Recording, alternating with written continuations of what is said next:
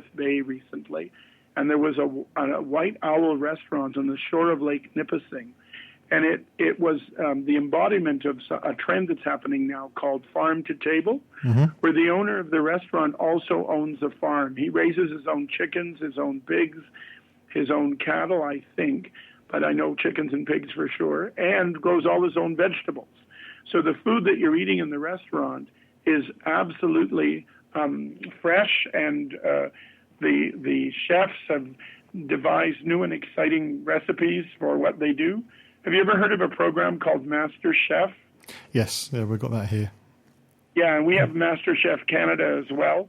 But I think that it used to be in the 70s that you ate well in Montreal and not as well. It was sort of more, shall we say, simple or plain fare in Toronto.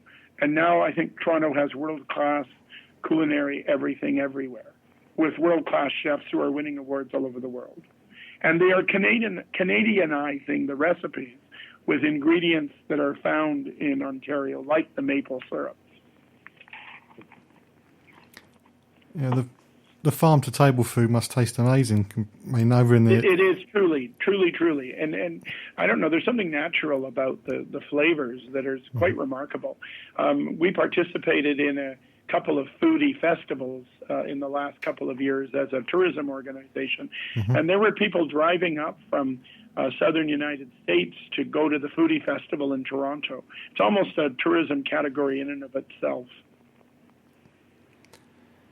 I think what Toronto offers that not every city does, I think London probably does, is that it has the diversity of the population that allows you to do a lot of individual palates and new fusion experiences.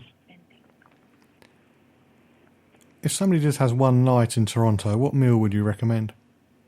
Sorry, if one night? One night. If only got one night in Toronto, where would you recommend, what sort of meal would you recommend they have? Well, if you want a filet mignon, I could send you to one restaurant. If you wanted General Tso chicken, I could send you to another. There's a restaurant called Canoe that is very popular among quality foods. But there was, I don't know if it's still there, a poutine at the Ritz-Carlton Hotel that was exclusive. I tend to know what it is that I want to eat and then find the restaurant that will give me that particular menu item. It would be hard to pick one. Okay. Actually, no. You know what I'll suggest? Yep. I would suggest that you go to the CN Tower, to the restaurant at the top of the CN Tower, because you would revolve in 1 hour around a view of the entire city while eating fabulously. But I'm really doing that for the sake of the view. Yeah. I took my nephew and his girlfriend on the Edge Walk around. I think we timed it so that they were on Edge Walk from 4 to 5 or 5:30, and then right after we went for dinner at the restaurant at the top of the CN Tower. That might be a fun way to spend an afternoon in Toronto. How does it feel doing the Edge Walk? Well, I had been in Machu Picchu 2 months before I did it, where there was nothing to hold on to. And an equal distance or more down the cliff to the ground. It's very safe, but you have to be. And I'm not that comfortable with heights, but they do two things that are rather remarkable. One of them is you turn your back to the view, put your heels on the edge of the sidewalk, and because you're roped into this particular attachment, you lean back over the air and spread your arms. That I could do. Halfway around the walk, because you're going around the whole sort of sidewalk, they do the same thing leaning forward. I just stood straight up where I was and put my arms out. I wasn't leaning forward. But it is a breathtaking view. And, of course, you're looking to the south. You're seeing across Lake Ontario towards northern New York. And it's so peaceful and beautiful. And then on the opposite side, you're seeing the heart of the city. And you can see all the iconic architecture of the city, like the Art Gallery of Ontario, the Crystal, the Toronto City Hall, which is this two curved buildings with almost like a spaceship pod in the center. And so you get a real sense of urban looking west at sunset. It's a breathtaking view down the shore of Lake Ontario as well. I think everybody should do it. Mm-hmm. And, unless you're absolutely terrified. And, they do a lot of safety precautions. Mm-hmm. You're not allowed to have had alcohol within, I think it is 24 hours. You do a breathalyzer. There's a front of your chest and back of your back, something attaching you to harness, yes. Mm-hmm. And you're in a jumpsuit. You can't have anything that could fall off you, because they don't want anything falling on the heads of the people down below. Mm-hmm. And the CN Tower now is right beside a new tourism attraction in Toronto, which is the Ripley's Aquarium, which is just huge and has breathtaking fish from all around the world, including Ontario. Yeah, the CN Tower is definitely on my bucket list. And one day I'll get up there. Well, let us know when you're coming. I will do. Checking it out before you check in on the John Guinn Travel Show on ukhealthradio.com.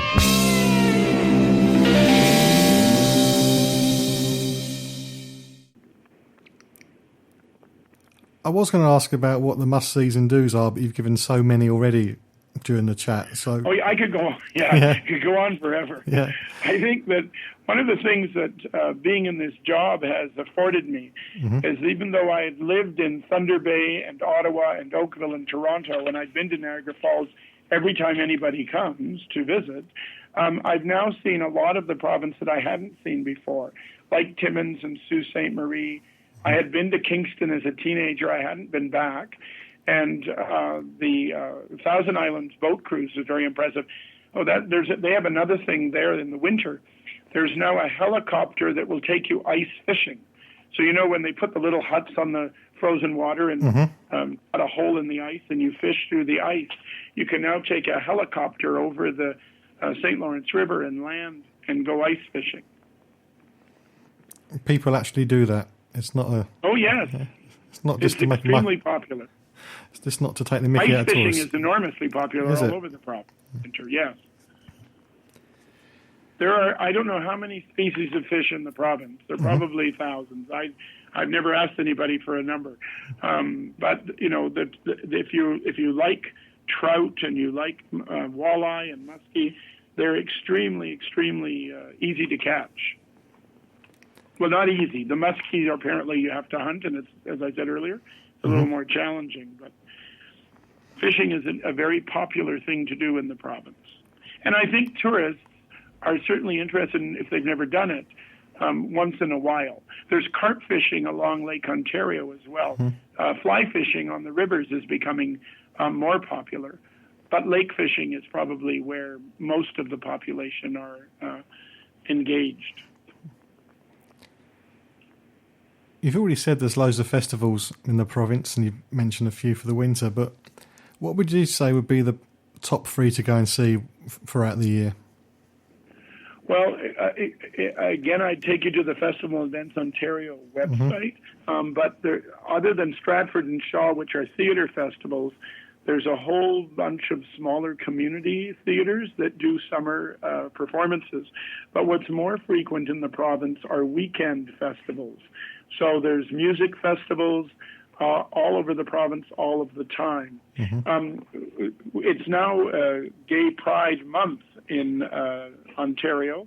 In Canada, the Prime Minister just raised the Pride flag at the Parliament buildings in Ottawa. And, of course, it flies above Toronto for the whole month of from now till middle of July. There's a huge Pride parade in Toronto on July the 3rd this year, very close to Canada Day, which is July the 1st. But in festivals and events in Ontario, they have a wonderful catalog that tells you by month what you should do. There's Francophone festivals, there's strawberry festivals, there's fishing derbies. I couldn't begin to, I literally every day of the year in the summer and every weekend in the winter, there's a festival somewhere in the province. A lot of popular music festivals, a few classical music festivals. There's an Ottawa Chamber Music Festival that's popular. There's a busker festival in Toronto that's very, very popular. Nuit Blanche, that's true, in the fall. which is where the city of Toronto does an overnight festival with all kinds of installations around the city. Sort of country and western music festivals. There's an Elvis festival. Lots of Elvis festivals. We still love Elvis Presley. The Grand River, which is slightly west of Hamilton, which is now said that the Chinese population is becoming a big fan, is sort of an excursion where you go rafting on the Grand River and you get exposed to Aboriginal culture. But July 23rd to 24th, there's the Grand River Champion of Champions powwow. A powwow is sort of a festival of Indigenous dancing, and it is